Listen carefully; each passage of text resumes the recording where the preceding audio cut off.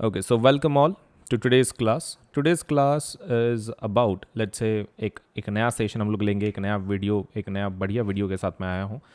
My name is Ajinkya Solanke and let's say I am chemistry, physics, biology, maths and social science educator. मैं ये इतने सारे subjects पढ़ा देता हूँ.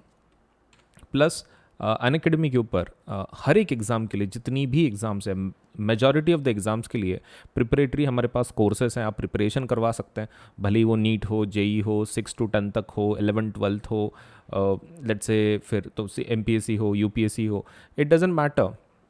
हमारे पास ऑलमोस्ट हर एक चीज़ के लिए कोर्सेस हैं फॉर योर एग्ज़ाम प्रिपरेशन. जल्द से जल्द अनअकैडमी को ज्वाइन करें ताकि आपका जो प्रिपरेशन है वो प्रॉपर तरीके से हो सके. Right, so do join Unacademy. आप एप्लीकेशन डाउनलोड कर सकते हैं या फिर आप हमारे वेबसाइट पे से भी ज्वाइन कर सकते हैं फॉर द वेरियस कोर्सेज जो भी आप एग्ज़ाम दे रहे हैं उसके लिए. So let us start with our session. आज का शुरू करने के पहले video like, channel subscribe, bell icon ज़रूर दबाएं. वीडियो लाइक करना है, चैनल सब्सक्राइब करना है और बेल आइकन ज़रूर दबाना है. चलिए सेशन शुरू करते हैं. So what we thought was कि हमारा जो रिप्रोडक्शन है उसके अंदर हमने जो मेन रिप्रोडक्शन है उसके साथ शुरुआत की है, असेक्सुअल रिप्रोडक्शन. असेक्सुअल रिप्रोडक्शन में हमको ये पता चला कि वो सिर्फ एक पेरेंट के अंदर होता है और उसके अंदर का सिर्फ हमने पहला किया था जिसका नाम है फिशन. फिशन के अंदर क्या हमने देखा कि एक cell, one cell divides into either two cells या फिर मल्टीपल. राइट, मल्टीपल में भी हो जाता है डिवाइड, एक से बहुत सारे या फिर एक से दो. अगर एक से दो बनते तो उसको क्या बोलते हैं? Binary fission. एक से दो बनते तो उसको बाइनरी फिशन बोलते हैं, मतलब फिशन का टाइप. और मल्टीपल होते हैं तो it's called as multiple fission. Binary में कौन सा एग्जाम्पल देखे हमने? बाइनरी में एग्जाम्पल देखे हमने अमीबा का और सेकंड लेशमानिया का. राइट, लेशमानिया. एंड इसके अंदर किसका देखा हमने मल्टीपल फिशन में? मल्टीपल फिशन में हमने प्लास्मोडियम का देखा, this one. Plasmodium we had seen in multiple fission Plasmodium. Can somebody chat box में कोई ये लिख सकता है कि प्लास्मोडियम मल्टीपल फिशन थ्रू क्यों जाता है? What is the reason? ऐसा क्या प्रॉब्लम है उसके साथ? मैंने क्या बोला था कि मल्टीपल फिशन थ्रू कब जाता है?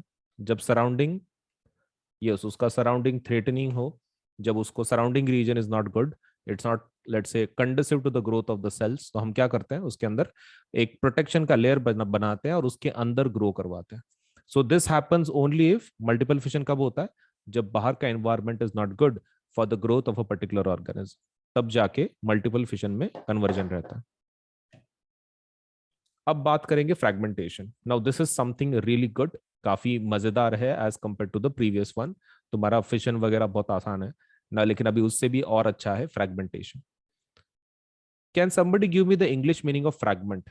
इंग्लिश मीनिंग दे सकता है कोई मुझे तब तक फ्रैगमेंट का?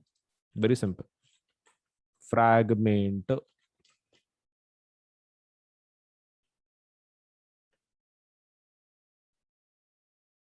ओके, तो फ्रैगमेंट का मतलब होता है, मतलब टूटना. राइट, किसी बड़े चीज से छोटे चीजें होना, मतलब small part let say broken off और separated from something. Small part किससे बनना? लार्जर ऑब्जेक्ट से या फिर लार्जर पार्ट से. स्मॉल पार्ट्स में डिवाइड हो जाना, dividing into small parts is called as fragmentation. Okay, तो ये कैसे प्रोसेस होता है? कोई एग्जांपल है इसका? पहली चीज ये होता है मल्टीसेल्युलर ऑर्गेनिज्म में, अंडरलाइन करो. It happens in multicellular but simple body design, simple body organization या फिर simple body design in multicellular. पहला जो देखा था हमने वो किसमें था? Unicellular. Fission was unicellular, fragmentation is for multicellular but simple body design. Spirogyra इसका एग्जांपल है. इसके अंदर क्या होता है? Spirogyra breaks into smaller pieces upon maturation. What do you mean by that? स्पाइरोगेरा adult होता है, adult in the sense grow होता है, मैच्योर होता है और फिर बड़ा होने के बाद टूट जाता है, फ्रैगमेंट्स में डेवलप हो जाता है. तो basically develops first, grows into adult and then उसके बाद उसके टूटना शुरू होता है. दीज पीसेस और fragments grow into new individual. जितने भी पार्ट्स हैं तो वो उसके साथ क्या होगा? फिर एक एक इंडिविजुअल बनेगा. जैसे कि देख लो, ये ऐसा कुछ शेप है आपका. राइट, ये आपका मान लो स्पायरोगेरा है।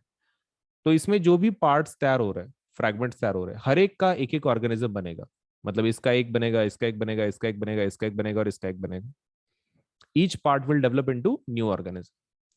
This is not for all the multicellular organism, underline कर लो। This is not true for multicellular organism. They cannot simply divide cell by cell. इसमें सेल बाय सेल डिवाइड रहता है ना। अच्छा, कोई मुझे बता सकता है सेल बाय सेल डिवाइड कैसे हो पा रहा है ये? क्योंकि ये मल्टी सेल्युलर का तो फीचर नहीं है। I will give you the hint. Hint क्या, आंसर ये हुआ एक्चुअली। बॉडी मतलब सेल टू सेल डिवीजन कैसे हो पाता है? The reason is because of the simple body design. भले ही मल्टी सेल्युलर हो, लेकिन सिंपल बॉडी डिजाइन है, उसकी वजह से छोटे छोटे हिस्सों में कट हो जाता है। They cannot simply divide cell by cell. The reason is that many multicellular organisms, as we have seen, are not simply a random collection of cells. Specialized cells are organized as tissues, and tissues are organized into organs, which then have to be placed at definite position in the body. In such a carefully organized situation, cell by cell division would be impractical. Multicellular organisms therefore need to use more complex ways of reproduction. इसमें क्या बताने की कोशिश कर रहे हो? देखो, एक सिंपल तरीका बताता हूं मैं तुमको। ये जो स्पायरोगेरा है, हर एक पार्ट कैसे तैयार कर पाता है? मतलब हर एक part is how it is developing into new organism, क्योंकि हर एक पार्ट एक जैसा ही है। Every part is same. अब तुम देखो, ह्यूमंस को पकड़ लो, ह्यूमन मल्टीसेल्युलर है ना। ओके, ह्यूमन को पकड़ लो, ये रहा ह्यूमन। आपका जो लीवर है, लीवर लोकेशन देख लो, सपोज मान लो दिस इज द लीवर। ये ऊपर तुम्हारा ब्रेन है, राइट, ब्रेन के सेल्स, न्यूरॉन के सेल्स वगैरह। अब तुम बताओ, अगर इस चीज को हम लोग फ्रैगमेंट कर लेते हैं ऐसा, why is it not possible कि हर एक पार्ट में से एक नया ऑर्गेनिज्म मिलेगा? प्रॉब्लम क्या है? क्योंकि हर एक पार्ट अलग है एक दूसरे से, हर एक पार्ट अलग है। ब्रेन अलग है नीचे के पार्ट से, नीचे का पार्ट उससे नीचे से अलग है, मतलब स्पेशलाइजेशन ज्यादा है। तो hence fragmentation will not work in this case. The reason being क्योंकि हर एक पार्ट एक दूसरे से काफी जुदा है। It's very different from each other. Cannot have cell by cell division, impractical है वो। बॉडी डिजाइन अगर सिंपल है तो कर सकते हो, जैसे कि स्पायरो वगैरह मल्टी सेलुलर है लेकिन फिर भी कर सकते हो, सेम पार्ट्स रहते हैं बोल के। तो that is what is being told in the second paragraph. A basic strategy used in multicellular organism is that different cell types perform different specialized functions. Following this general pattern, reproduction in such organism is also the function of specific cell type. How is the reproduction to be achieved from a single cell type if the organism itself consists of many cell types? The answer is that there must be a single cell in the organism that is capable of growing, let's say proliferating, and let's say proliferating and making other cell types using under the right circumstances. अब ये क्या मतलब है इसका पूरे paragraph का? देखो, वो क्या बोल रहे हैं, मल्टी सेलुलर में हर एक सेल का काम स्पेशल होता है। मतलब जैसे कि मेरे लीवर के सेल्स लीवर का काम करेंगे, मेरे ब्रेन के सेल्स न्यूरॉन उनका अलग काम है।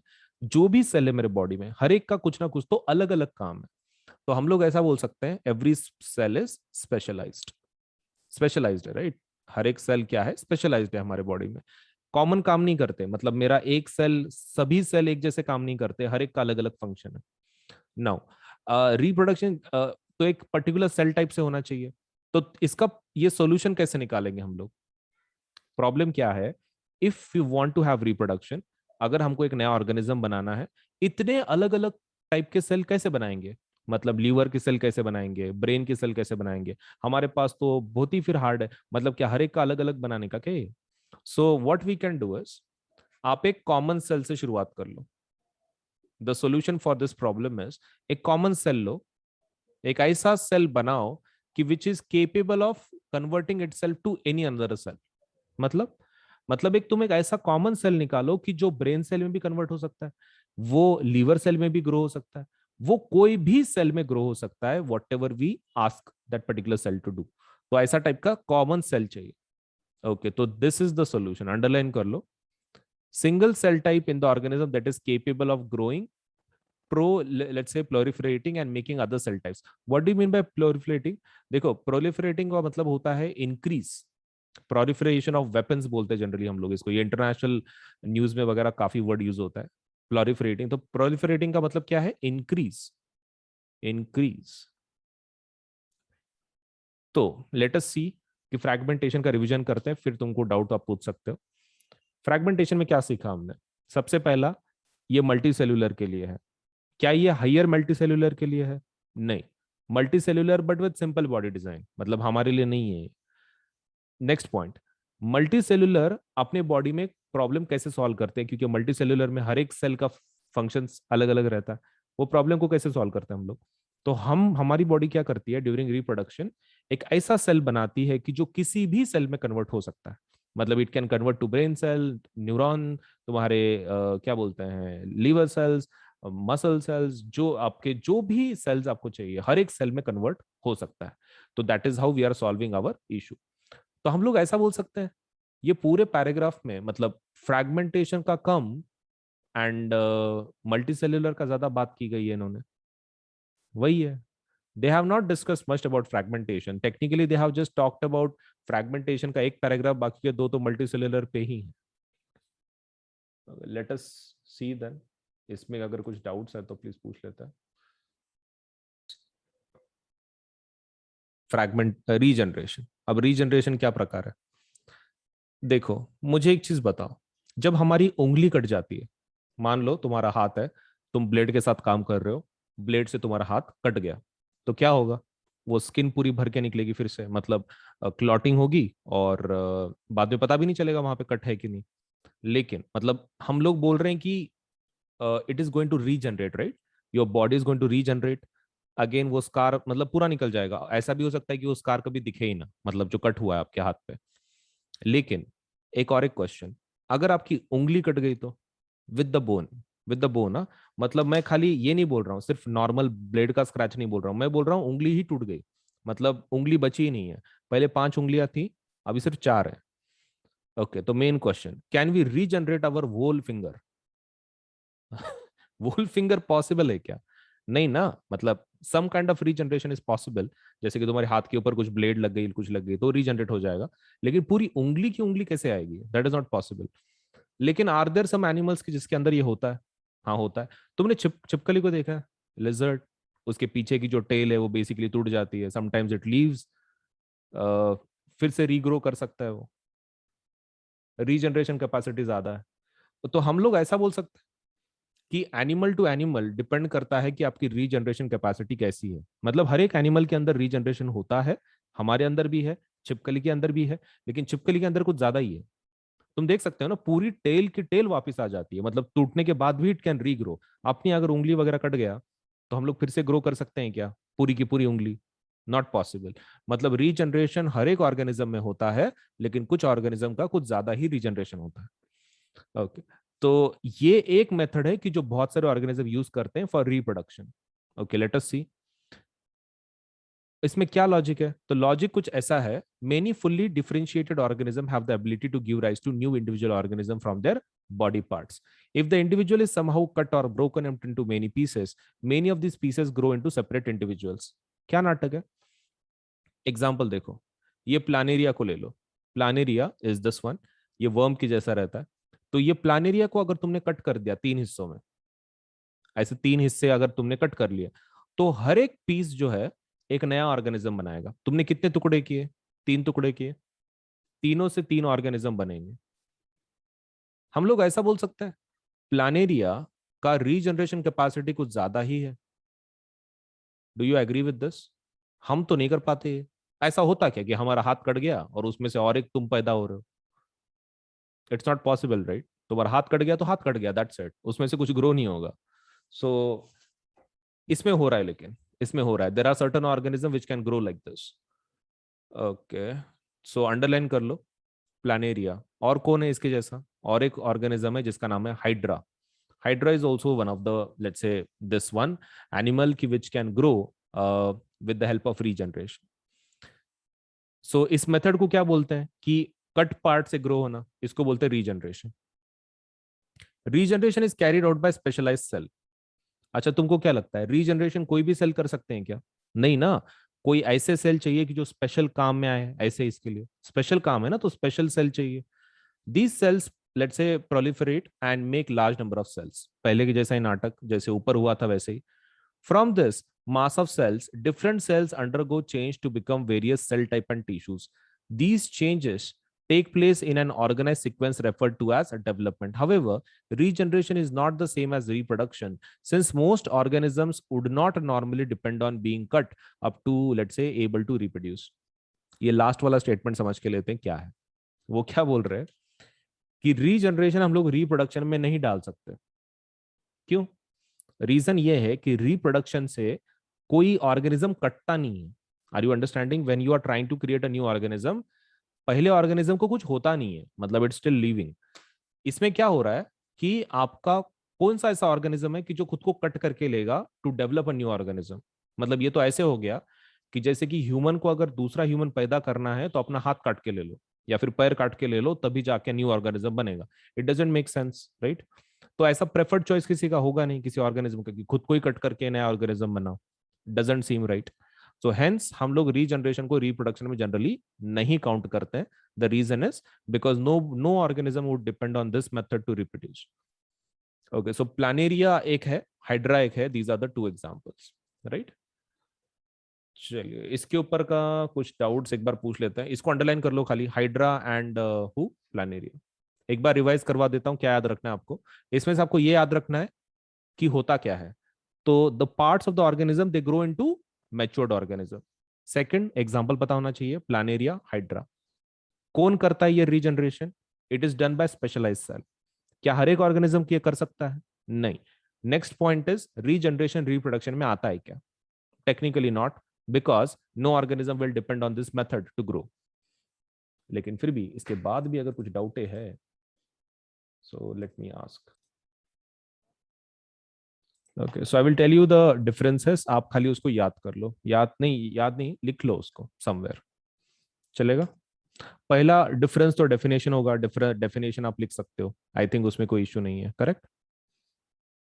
Okay, next one, next point कि fragmentation, suppose let us say मतलब फ्रैगमेंटेशन कॉमन है कि रीजनरेशन कॉमन है? ओके, तो मेन पॉइंट पहला, fragmentation is limited only to certain organism. Table बनाओ, पहला पॉइंट लिखो, fragmentation is very much limited to, किसको लिमिटेड है? Only to certain organism. Fragmentation सब में नहीं होता, ऐसा कोई नहीं होता कि बड़ा होके फूट जाता है, ऐसा सब में नहीं होता। ओके, तो वो एक पॉइंट लिख लो। First point is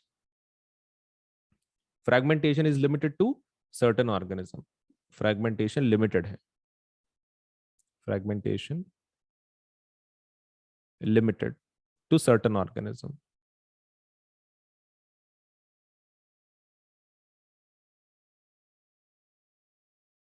what about regeneration? तुमको तो बताया मैंने, रीजनरेशन कम ज्यादा रहता लेकिन सब में रहता। Agreed?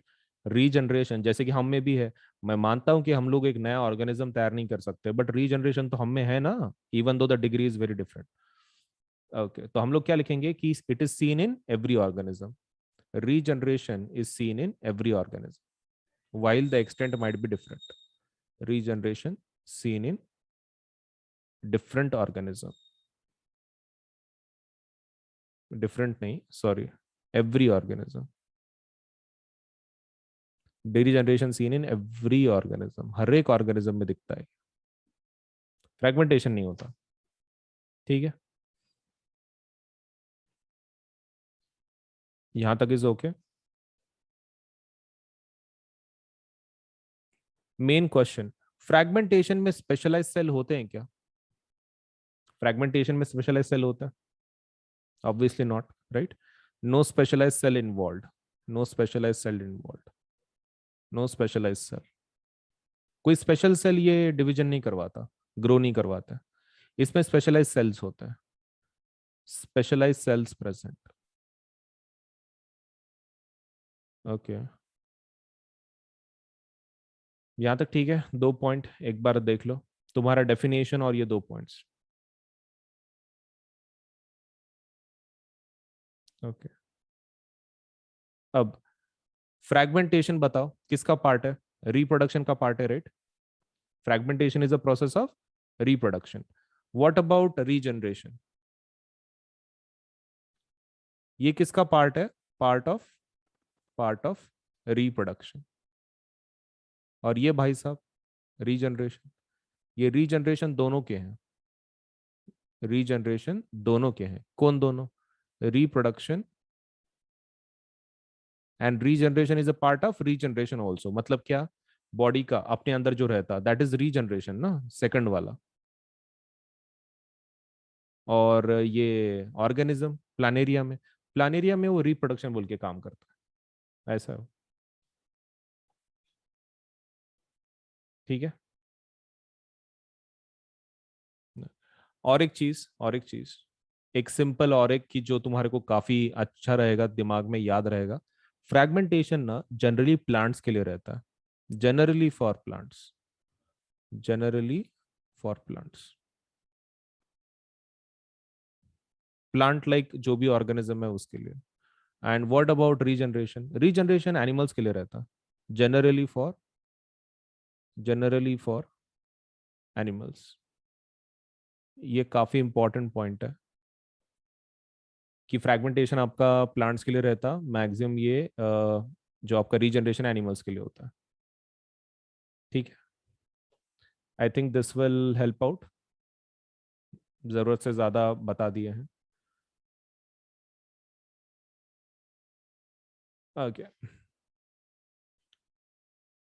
So let me ask from this, कुछ समझ में आया क्या?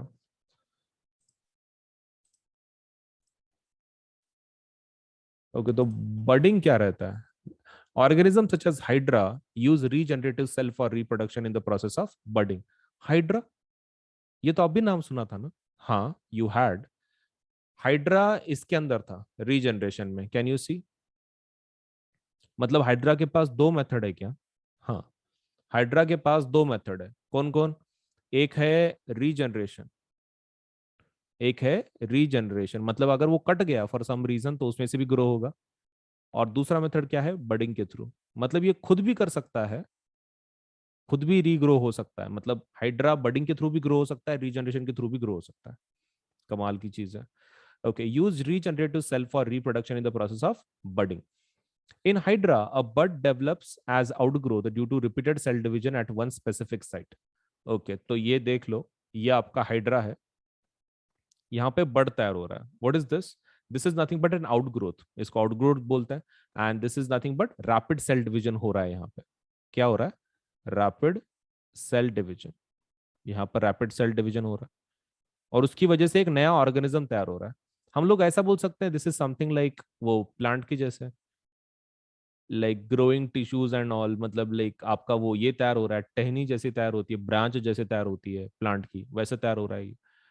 And these buds develop into tiny individuals and when fully mature detach from the parent body and become a new independent individual. तो ये बड ग्रो होता है, this is outside external growth, grow हो। ओके, चलो तो कुछ पोल बेस्ड रिवीजन लेते हैं। सो हम क्या करेंगे कि आपको सपोज से एक क्वेश्चन दिखाया जाएगा, क्वेश्चन के बाद आपको suppose say you will have only 1 minute to answer a particular question. 1 minute रहेगा, 1 मिनट के अंदर आपको क्वेश्चन का आंसर कर देना है। ठीक है, चलिए फिर क्वेश्चन शुरू करते हैं। All you to do is 1 minute के अंदर क्वेश्चन का आंसर कर देना है। तो लर्निंग पार्ट हो गया, अभी क्वेश्चन देखेंगे। पहला question, in the list of organism given below those that reproduce by the asexual method. Asexual method से इसमें से कौन रिप्रोड्यूस होता है? Banana, dog, yeast, amoeba. Multiple options है, आपको चैट बॉक्स में आंसर लिखना है। 1 मिनट है आपके पास, ठीक है? तो मैं टाइमर लगा रहा हूँ, टाइमर लगा दिया है। 1 मिनट के अंदर आपको इस क्वेश्चन का आंसर कर देना है।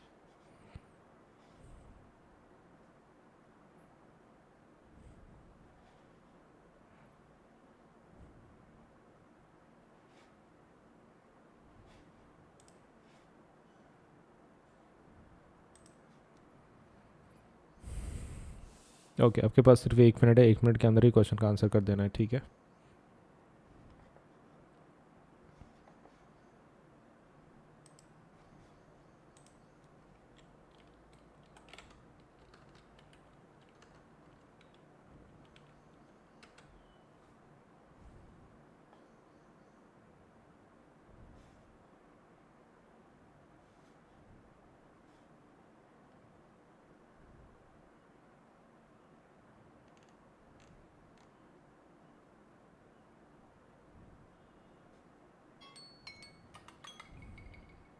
ओके आपका समय खत्म हो चुका है. Let us see the answer for this question. In the list of organism given below, those that reproduce by the asexual method, asexual method से इसमें से कौन रिप्रोड्यूस होता है? बनाना, डॉग, ईस्ट या फिर अमीबा. देखो इसमें का बनाना असेक्सुअल है, single parent, asexual. Dog sexual होता है, सेक्सुअल रिप्रोडक्शन से पैदा होता है. Yeast asexual. और amoeba, amoeba is also producing, reproducing through asexual method. Okay तो 3 ऑप्शन हो गए. सेकंड वाला नहीं होगा, first second and fourth. First second fourth किस में? ऑप्शन बी में. सो आंसर क्या होगा? बी. चलिए सेकंड क्वेश्चन शुरू करते हैं. In the flower the parts that reproduce male and female gamete germ cells are. तो आपका 1 मिनट शुरू करते हैं. 1 मिनट के अंदर करना, आंसर देना है आपको.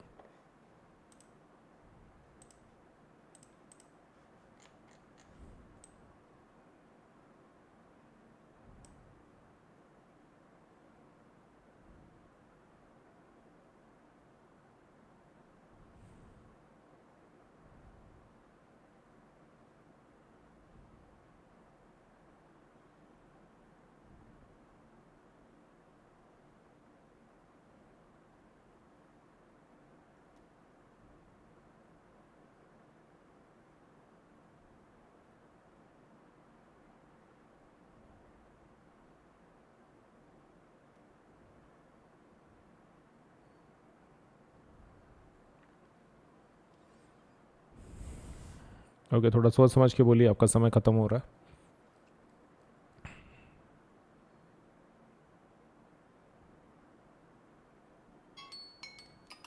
ओके आपका समय खत्म हो चुका है. मेल गैमेट्स कौन तैयार करता है? Male gametes are created by, male gametes are created by anther. Anther reproduce करता है. And what about female? Female वाले जो गैमेट्स हैं those are created by ovary. Okay so anther करता है, ओवरी करता है. ऑप्शन कौन सा रहेगा फिर? सी.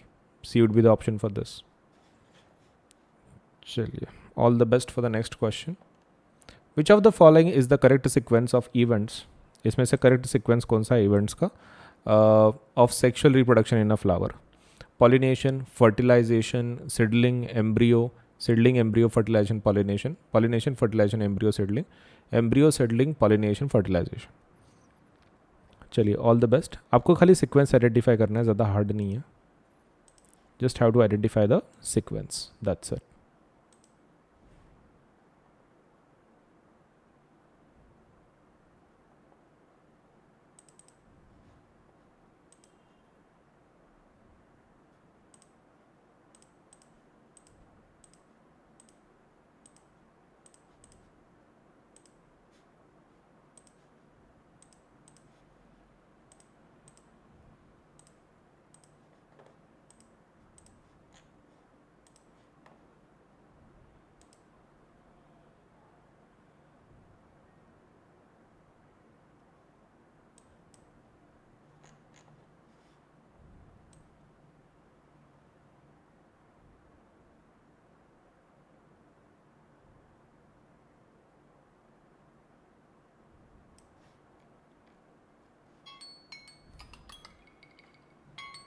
ओके आपका समय खत्म हो चुका है. Let us see the answer for this question.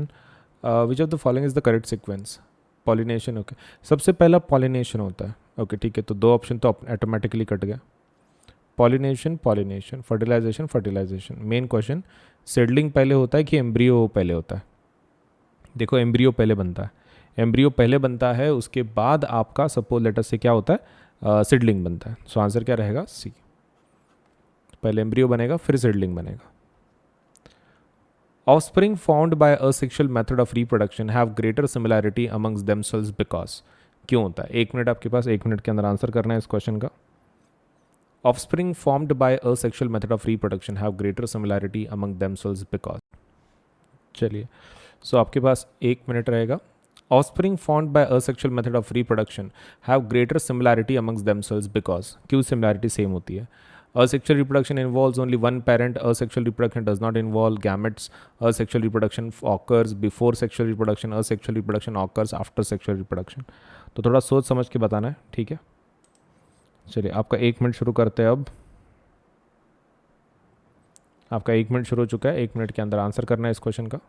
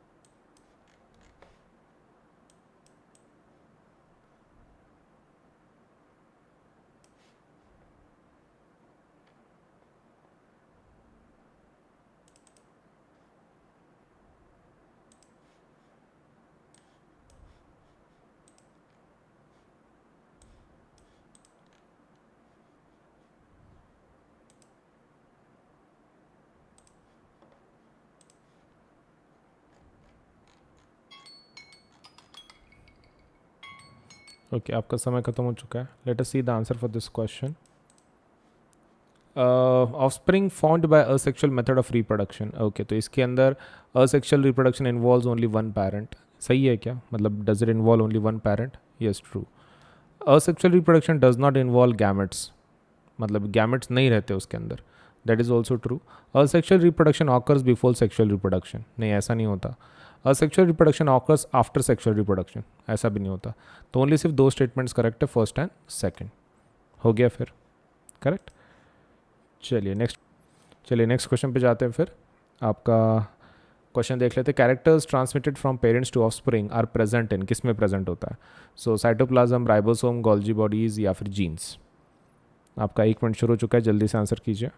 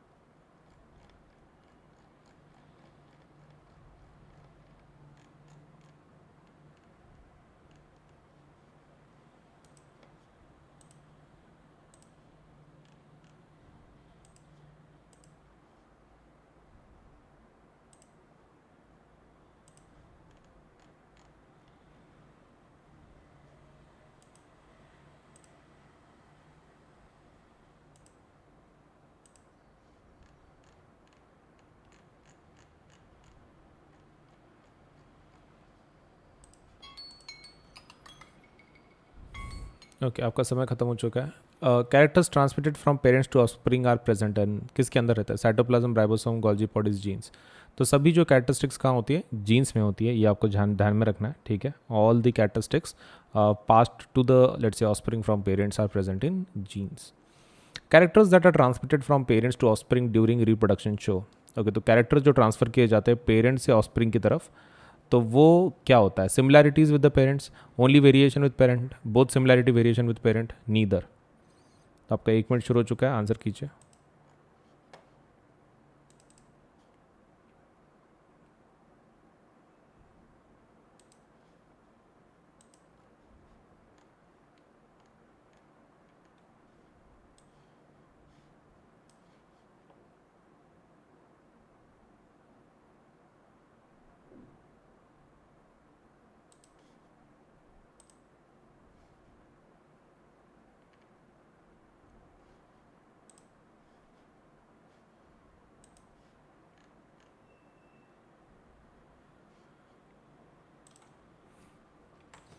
आपका 1 मिनट शुरू हो चुका है, जल्दी से आंसर कीजिए.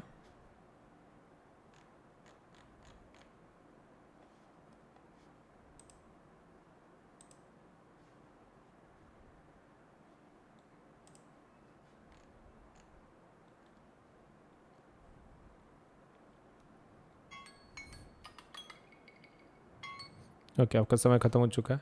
Characters that are transmitted from parents to offspring during reproduction show, क्या शो करता है? Only similarities with parent, only variations, क्या बताता है basically?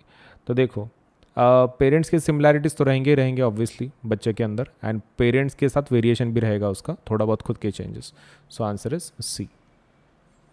A feature of reproduction that is common to amoeba, spirogyra and yeast is that. इन तीनों के अंदर रिप्रोडक्शन के रिलेटेड क्या कॉमन चीज़ है? आपका 1 मिनट शुरू हो चुका है, जल्दी से आंसर कीजिए.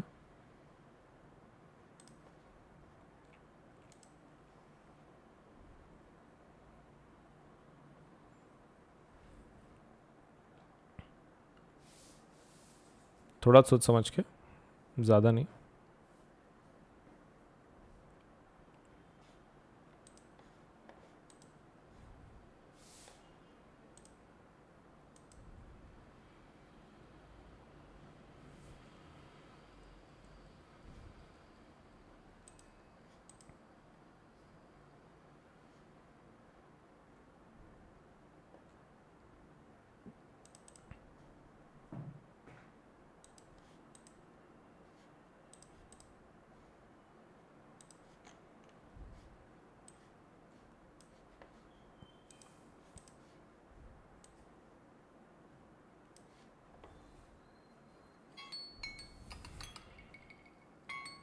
ओके, आपका समय खत्म हो चुका है. Let us see the answer for this question.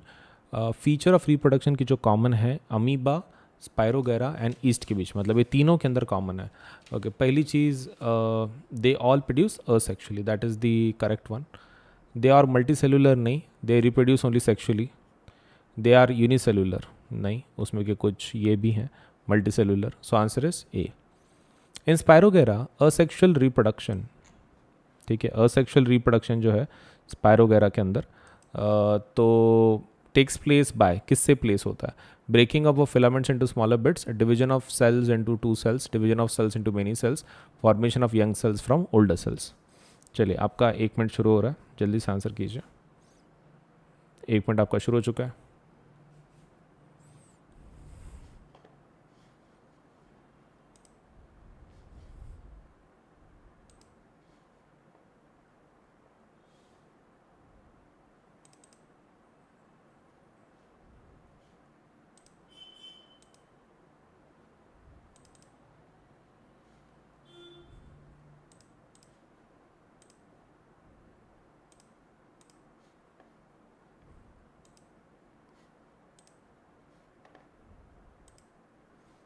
थोड़ा सोच समझ के आंसर बताइए, कोई मिस्टेक नहीं.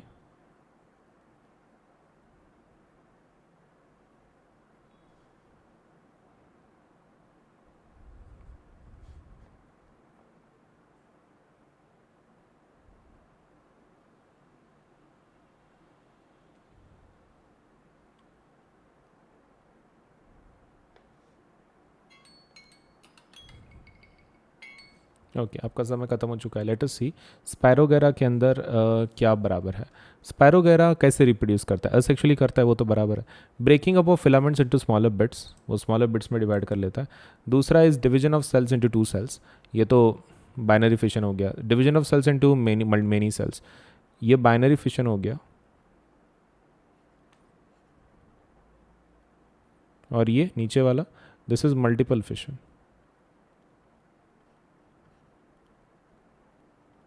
Formation of young cells from older cells, नहीं.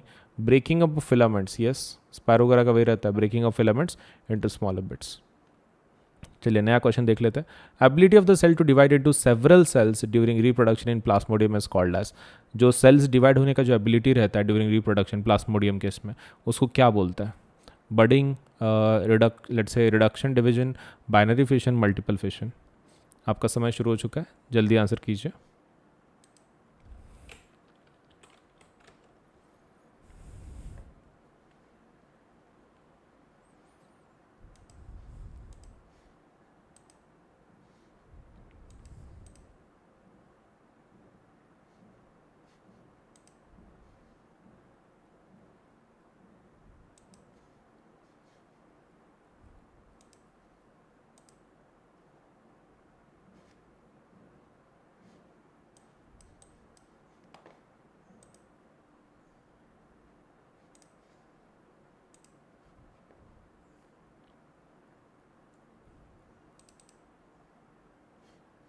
थोड़ा सोच समझ के बताइए, कोई मिस्टेक नहीं.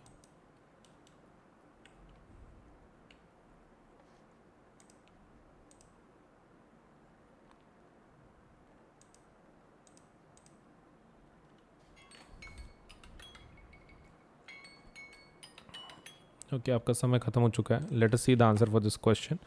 The ability of the cell to divide into several multiple cells is called as multiple fission, बोलते हैं उसको. मतलब एक से मल्टीपल सेल बनाना basically is I think what called as multiple fission, right. The correct sequence of reproductive stages seen in flowering plants is gametes, zygote, embryo and seedling को क्या करना है आपको? करेक्ट सीक्वेंस में लगा देना है. आपका समय शुरू हो चुका है. 1 मिनट, 1 मिनट के अंदर आंसर करना है आपको, ठीक है.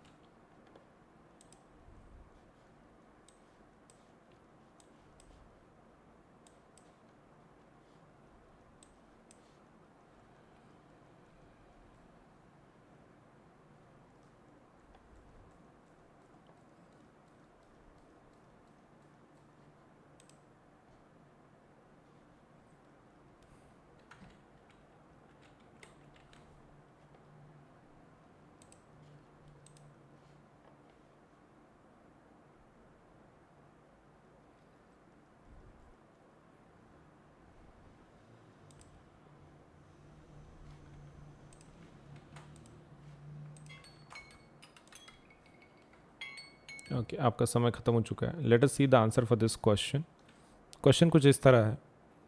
Correct sequence of reproductive stages seen in flowering plants है. ओके, तो करेक्ट सीक्वेंस आपको ढूंढना है खाली, बाकी कुछ नहीं है. सो पहले गैमेट तैयार होता है, फिर जाइगोट होता है, फिर एम्ब्रियो होता है, फिर सीडलिंग होता है. Gamete then zygote then embryo then seedling. पहला ही ऑप्शन बराबर है. ठीक है, चलिए आगे बढ़ते हैं. The number of chromosomes in parents and offsprings of a particular species remains constant due to. Number of chromosome same क्यों रहता है? डबलिंग ऑफ क्रोमोसोम्स की वजह से, हाफिंग ऑफ क्रोमोसोम्स की वजह से, डबलिंग ऑफ क्रोमोसोम्स की वजह से, आफ्टर गैमेट फॉर्मेशन, या फिर halving of chromosomes after gamete formation. Okay, तो सोच समझ के बताना है आपको. आपके पास सिर्फ 1 मिनट है. टाइम को शुरू कर दिया मैंने. 1 मिनट के अंदर आंसर करना है आपको इस क्वेश्चन का.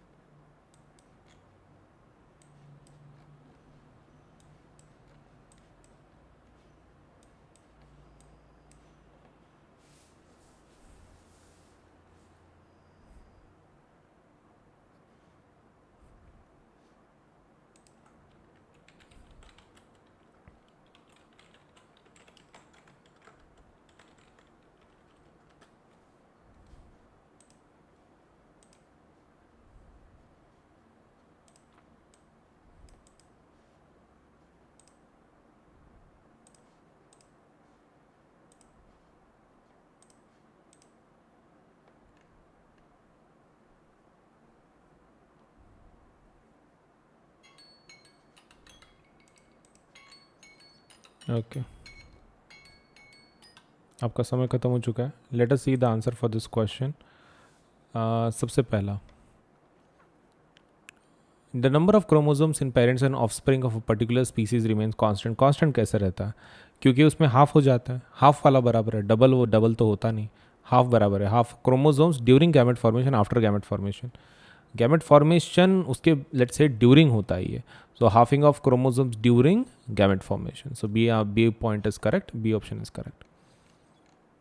चलिए न्यू क्वेश्चन पे जाते हैं. In rhizopus, tabular thread-like structures bearing sporangia at their tips are called as filaments, hyphae, rhizoids, root. चलिए आपका समय शुरू हो चुका है, जल्दी आंसर कीजिए.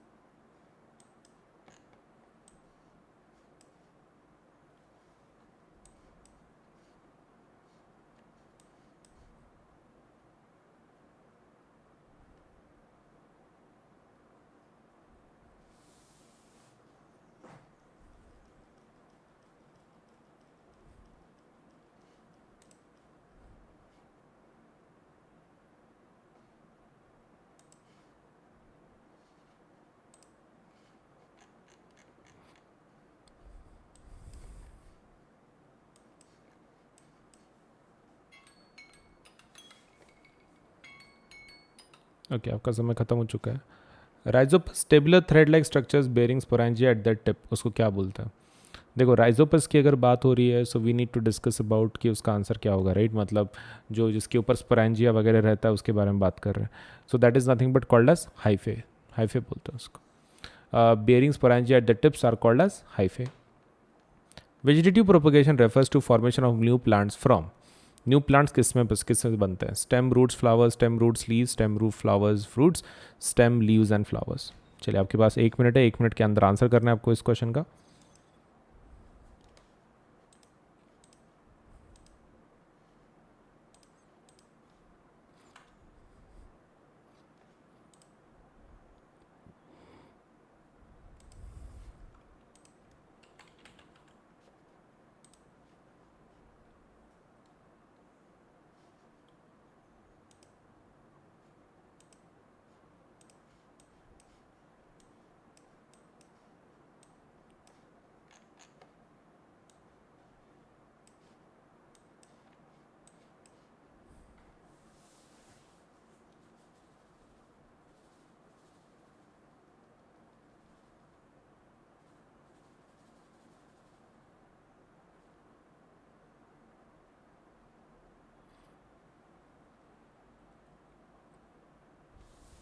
आपका समय खत्म हो रहा है, जल्दी आंसर कीजिए।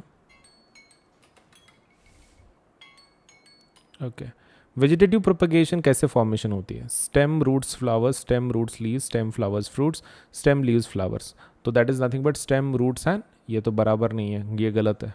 Stem root leaves, yes. Stem flowers ये नहीं होता, stem leaves flowers. Okay, so the answer is B, B answer है। Factors responsible for rapid spread of bread mold on slices of bread are large number of spores, availability of moisture and nutrients in bread, presence of tabular branched hyphae, formation of round शेड्स sporangia. तो चलिए जल्दी बताइए इसमें से कौन सा answer correct होगा। चलिए शुरू करें, 1 minute. Your 1 minute has already started. थोड़ा सोच समझ के आंसर दीजिए।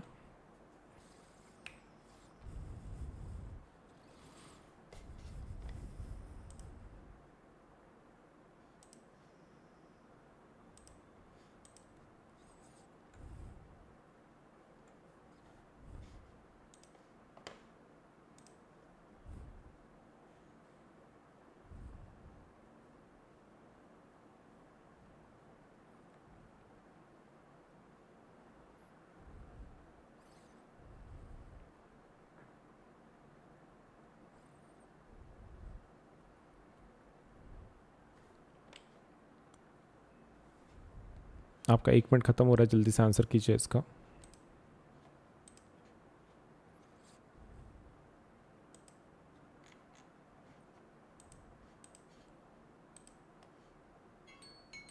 ओके, आपका समय खत्म हो चुका है। Factor responsible for rapid spread of bread mould जो होता है, रैपिड स्प्रेड के लिए कौन रिस्पॉन्सिबल है? तो लाइक देखो, there are multiple reasons but still जो ऑप्शन दिए गए हैं उसमें का देख लेते हैं। Large number of spores, yes. Availability of moisture and nutrients in bread, yes. Presence of tabular branch hyphae, उससे कुछ नहीं फर्क पड़ता। Formation of round spread sporangia, answer क्या रहेगा? C would be the answer for this. चलिए आगे देखते हैं। Length of pollen tube depends on distance between pollen grain and upper surface stigma. Pollen grain और upper surface of stigma and ovule. pollen grain in anther and upper surface of stigma, upper surface of stigma and lower part of style।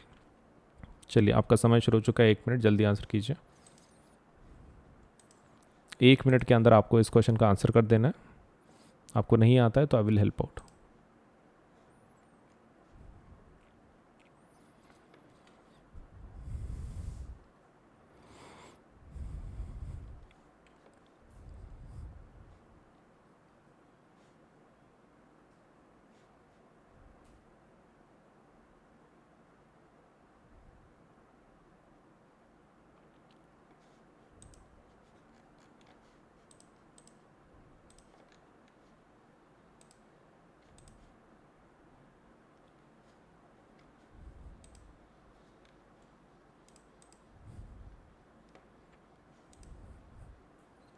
आपका समय खत्म हो रहा है, जल्दी answer कीजिए।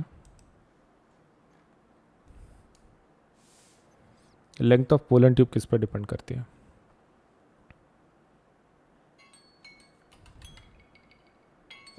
Okay, so it depends on pollen grain on upper surface of stigma and ovule. तो उसके बीच में के लेट्स से उसके ऊपर डिपेंड करेगी लेंथ ऑफ पोलन ट्यूब कितनी होगी, ज़्यादा होगी, कम होगी। So depends on pollen grain on upper surface of stigma and the ovule. Which of the following statements are true for flowers? Flowers के बारे में कौन सा बराबर है? Flowers are always bisexual, they are the sexual reproduction organs, then reproductive organs, they are produced in all groups of plants, after fertilization they give rise to fruits। तो इसमें से आपको ये बताना है which of the following statements is true। True कौन सा statement है? चलिए आपका 1 मिनट शुरू हो चुका है, जल्दी से आंसर करें।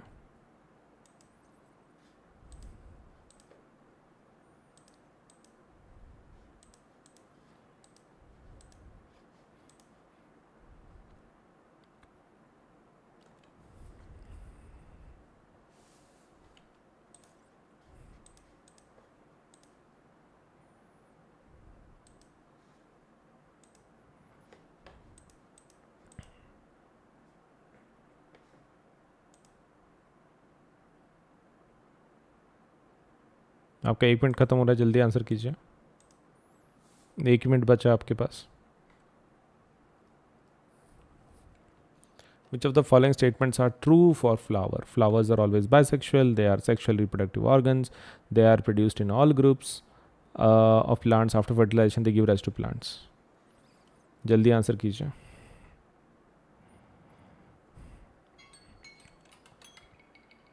ओके, आपका टाइम खत्म हो चुका है. Flowers are always bisexual. नहीं, कुछ यूनिसेक्सुअल फ्लावर्स भी तो होते हैं. यूनिसेक्सुअल फ्लावर्स भी होते हैं. They are the sexual reproductive organs. कौन से? Flowers. Yes, that is true, that is true. They are produced in all groups of plant. नहीं, इट्स नॉट कंपल्सरी कि वो हर एक प्लांट्स में प्रोड्यूस हो. After fertilisation they give rise to fruits. Yes, ये भी सही है. फर्टिलाइजेशन के बाद फ्रूट्स को राइज देते हैं वो. So 2 and 4 is correct. So answer क्या रहेगा? D. D would be the correct one. चलिए, इसका बताइए. Which among the following statements are true for unisexual flowers? Unisexual flower में का इसमें का कौन सा स्टेटमेंट बराबर है? आपका 1 मिनट शुरू हो चुका है. जल्दी से आंसर कीजिए.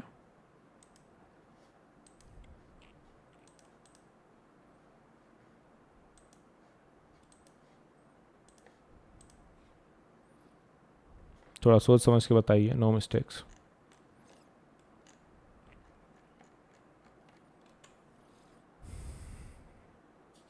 विच of the following is true for unisexual flowers? Unisexual flowers में के लिए इसमें का कौन सा स्टेटमेंट बराबर है, ऐसा पूछ रहा है. चलिए बताइए कौन सा स्टेटमेंट बराबर है.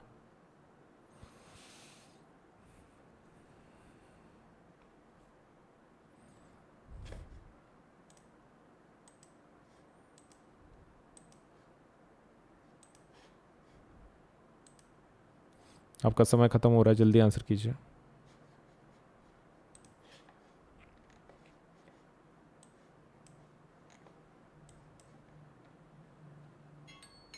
ओके, आपका समय खत्म हो चुका है.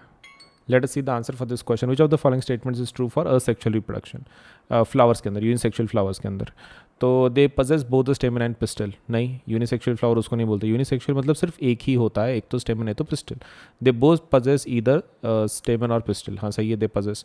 They exhibit cross pollination. हाँ ये भी सही है, पॉलिनेशन दिखता है, क्रॉस पॉलिनेशन उसमें. So 2 and 3 are correct. What about unisexual flowers? Unisexual flowers possessing only stamens can not produce fruits. Is it true, is it false, क्या लगता है? हाँ ये सही है. So 2, 3, 4 is the correct one. B is the correct one. ठीक है.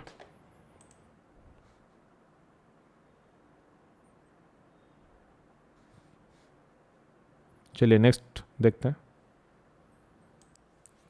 Unacademy के प्लस एंड आइकॉनिक सब्सक्रिप्शन के बारे में थोड़ा सा इन्फॉर्मेशन मैं तुमको दे देता हूँ.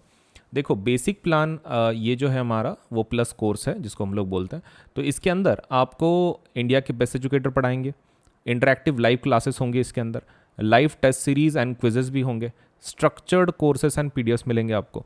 लाइव टेस्ट में कैसा है, आपके परफॉर्मेंस चेकिंग में आपको मदद होगी. इंटरैक्टिव लाइव क्लासेस मतलब हमारे पास ऑडियो फीचर भी है. इसके अंदर आप टीचर के साथ इंटरैक्ट कर सकते हैं directly. Raise a hand feature बोलते हैं हम लोग उसको. इसका मतलब ये है कि आप स्टूडेंट डायरेक्टली टीचर से बात कर सकता है. तो दैट इज़ अनदर फीचर की जो हमने दिया है. तो प्लस बहुत ही इंटरैक्टिव लाइव क्लासेस होती हैं, ऐसे मोनोटोनस क्लासेस नहीं होती हैं. Iconic courses. अब आइकॉनिक कोर्सेज क्या है? आइकॉनिक प्लस का एडवांस्ड वर्जन है. So it is your, you can take your CBSE preparation to the next level with personal mentor. तो आपको इसके अंदर एक मेंटर असाइन किया जाता है. This is something new. Plus के सभी फीचर आपको मिलेंगे, लेकिन इसके कुछ खुद के एक्स्ट्रा फीचर्स हैं. जैसे कि आपको एक पर्सनल मेंटर असाइन किया जाता है. लाइव डाउट सोल्यूशन होता है, मतलब लाइव लेक्चर में सपोज से आप एक लाइव सेशंस कुछ होंगे, उसके अंदर आप डायरेक्टली डाउट पूछ सकते हैं, आपको उसका आंसर मिल जाएगा. उसके बाद parent connect programme. Parent connect programme में आपके पेरेंट आपके मेंटर के साथ बात कर सकते हैं. अगर उनको सपोलेट से कुछ प्रॉब्लम सॉल्व करनी है, आपके रिगार्डिंग कुछ परफॉर्मेंस पूछनी है या फिर कुछ और इम्प्रूवमेंट करवाना है, तो they can talk with the mentor. And second thing is last, study planner. आपको इसमें स्टडी प्लानर भी दिया जाता है. तो इतने सारे फीचर्स हैं आइकॉनिक के. सो उनके जो रेट्स हैं वो एक बार रेट्स देख लो. सीबीएसई देखो रेट्स कैसे हैं, यहाँ पर 4 हिस्सों में डिवाइडेड है. ये 9th के लिए है और ये 10th के लिए. ये जो रेट्स हैं वो प्लस के हैं, ये जो रेट्स हैं वो आइकॉनिक के. Plus iconic. तो आप देख सकते हैं कि यहाँ पर अलग अलग रेट्स हैं, राइट. तो अगर आप 10th स्टैंडर्ड में हैं तो आपका रेट होगा 1 साल की, अगर आप बात कर रहे हो 15,000. या फिर suppose let's say 28,000 for iconic courses. ये प्लस का रेट है, ये आइकॉनिक का रेट है। Next thing is 12 months for this thing, आपके 9th स्टैंडर्ड के लिए तो 15,000 रेट होगा, 28,000 फॉर आइकॉनिक सब्सक्रिप्शन। इन दोनों के ऊपर 10% डिस्काउंट मिल सकता है।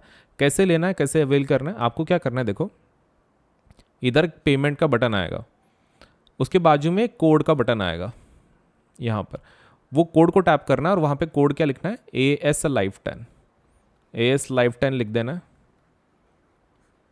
और जैसे आप ओके कर दोगे तो आपके ऊपर के जो प्राइसेस है वो 10% से कम हो जाएंगी, ठीक है, इमीडिएटली कम हो जाती है। ये पहला स्टेप, आप पहले कोड लिखो, that is AS Life 10 Ajinkya Solanki LIVE10, no spaces, हाँ कुछ स्पेस नहीं देना, कंटिन्यूएशन में लिखना है। उसके बाद आप प्लान सेलेक्ट कर लो, मान लो ये ले लिया आपने, फिर थर्ड वाला मतलब बटन को दबा दो, बस दैट्स इट। तो पहले कोड लिखना है AS Life 10, 10% डिस्काउंट मिल जाएगा, इमीडिएटली प्राइसेस कम हो जाएंगी आपकी। दूसरा प्लान सेलेक्ट कर लो अपना, और फिर आप पेमेंट के बटन को टैप कर लो, बस हो गया, पेमेंट हो जाएगा आपका, राइट। इतना ही करना है, ज़्यादा हार्ड नहीं है। तो please do apply for the plus और आइकॉनिक, डिपेंडिंग ऑन आपका कैसा, आपको कौन से फीचर अच्छे लग रहे हैं, विच व्हाट डू यू वांट। मैंने तो सब कुछ आपको बता दिया है कि प्लस के फीचर्स क्या हैं, आइकॉनिक के क्या हैं। तो डिपेंडिंग ऑन योर रिक्वायरमेंट आप दोनों में से एक सेलेक्ट करवा सकते हैं। Either you can go for plus which is a basic plan to get you started, and iconic subscription which can help you to take your CBSE preparation to the next level with personal mentor, right. तो दोनों में से select करके जल्दी से apply कर दो, आपके पढ़ाई में काफ़ी मदद होगी। ये नए 2 ऑफर सुन लो। ऑफर्स हैं, let's say offered for both iconic and plus subscribers, offer valid only till 16th July, and exciting mega offers for CBSE classes 6 to 12 तक।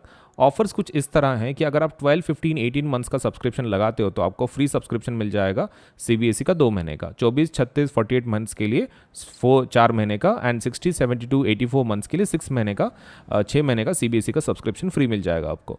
क्रिएटिव कॉर्नर अगर आप 12, 15, 18 की बात करते हो तो 2 महीने का फ्री, 24, 36, 48 तो 4 मंथ्स का फ्री, एंड 60, 72 एंड 84 मंथ्स का अगर आप सब्सक्रिप्शन लगाते हो तो आपको 6 मंथ्स का क्रिएटिव कॉर्नर सब्सक्रिप्शन फ्री में मिल जाएगा। तो flat 10% discount on purchasing plus subscription for all duration, 10% का डिस्काउंट सभी के ऊपर अवेलेबल है। उसके लिए आपको खाली यूज करना है the code AS Life 10। Okay, Unacademy की तरफ से बहुत सारे स्कॉलरशिप एग्ज़ाम लिए जाते हैं, उसमें का एक one of the most important exams जो हमारी तरफ से लिया जाता है वो है कॉम्बैट एग्ज़ाम। तो Unacademy combat exam scholarship test है, ये एक प्रकार की आपके लेट्स से आपका नॉलेज टैलेंट को सपोज एडमायर करने के लिए हमारी तरफ से एक छोटी सी कोशिश है। हम लोग इसके अंदर स्कॉलरशिप्स देते हैं, scholarships that would be let's say एक पूल है 1 करोड़ का ऑलमोस्ट, उसमें से हम लोग स्कॉलरशिप देते हैं। This is for 9th and 10th both, 9th and 10th दोनों के लिए है। आपको खाली इतना करना है कि 18th जुलाई को, सपोज आने वाले 18 जुलाई को सुबह 11 बजे ये एग्ज़ाम होगी, वो एग्ज़ाम दे देना है। इसमें क्वेश्चन कितने आएंगे, 30 क्वेश्चन होंगे, सभी मल्टीपल चॉइस क्वेश्चन होंगे, मतलब आपको डिस्क्रिप्टिव कुछ लिखना नहीं है, सिर्फ ऑप्शन को चूज कर देना है। और कितना टाइम रहेगा आपके पास सॉल्व करने के लिए, 45 मिनट्स से। देखो 30 क्वेश्चन है, मतलब ऑलमोस्ट 1 मिनट से ज़्यादा ही आपको समय मिल रहा है टू सॉल्व 1 क्वेश्चन। एंड ऊपर से ये फ्री लाइव टेस्ट है एंड्रॉयड मोबाइल के ऊपर, and test in Hindi and English, ये दोनों में कंडक्ट की जाती है, हिंदी ऑल्सो इंग्लिश ऑल्सो। तो इट मैटर नहीं करता है कि आप सपोज हिंदी मीडियम को बिलोंग करते हैं फिर इंग्लिश मीडियम को, आप फिर भी ये टेस्ट दे सकते हैं। और स्कॉलरशिप्स वर्थ रुपीज़ कितना, 1 करोड़। तो डेट याद रखें, this is for 9th and 10th both, and ये एग्ज़ाम होगी 18 जुलाई सुबह 11 बजे। स्कॉलरशिप टेस्ट ज़रूर दें, ठीक है, कॉम्बैट, ताकि आपको बढ़िया बढ़िया प्राइज़ मिले, स्कॉलरशिप मिले हमारी तरफ से। All you have to do is give this exam, ठीक है, 30 क्वेश्चंस, 45 मिनट्स, MCQ टेस्ट।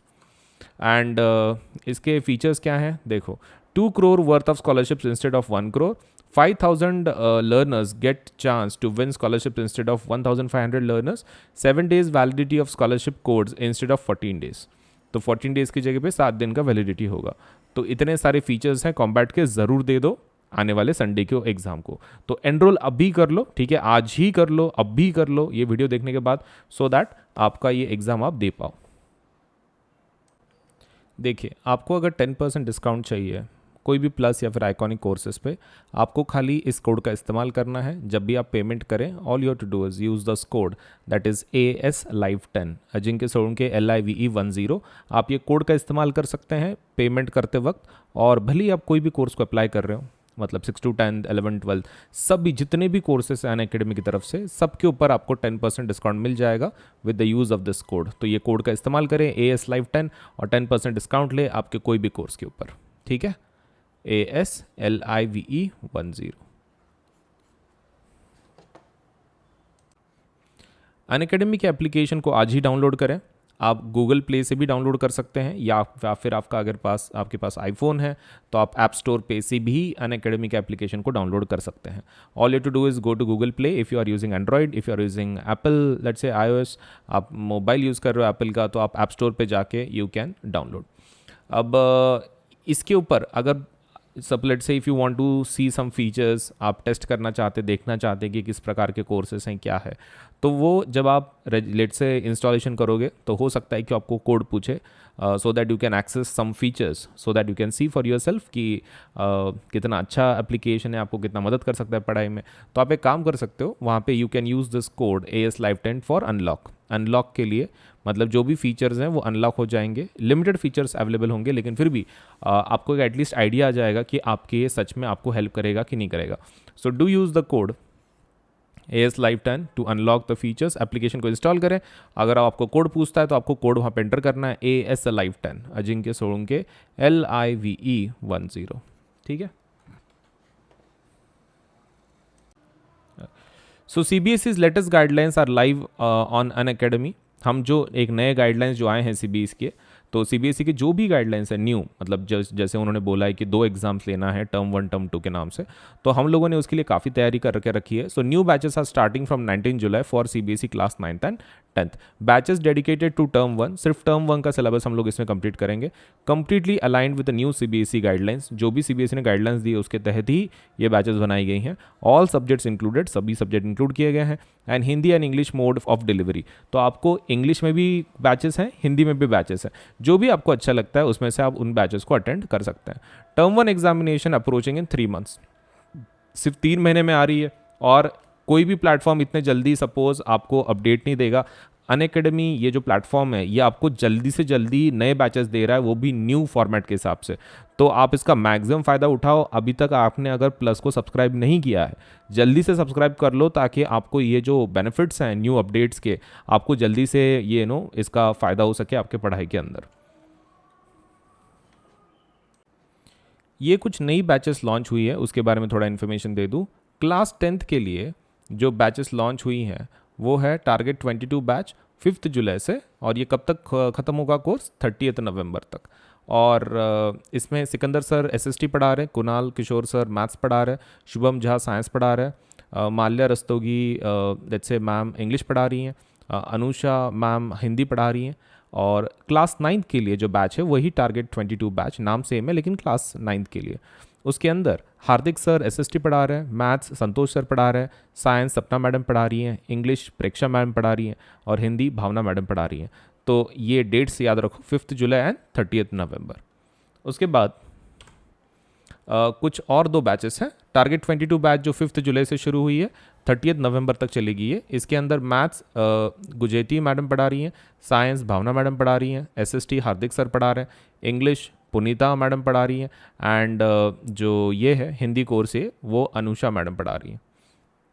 उसके बाद 9th का जो बैच है उसके अंदर target 22 batch SST Sikandar sir पढ़ा रहे हैं, मैथ्स ब्रिजेश सर पढ़ा रहे हैं, साइंस अक्षय सर पढ़ा रहे हैं, इंग्लिश प्रेक्षा मैडम पढ़ा रही हैं, और हिंदी भावना मैडम पढ़ा रही हैं।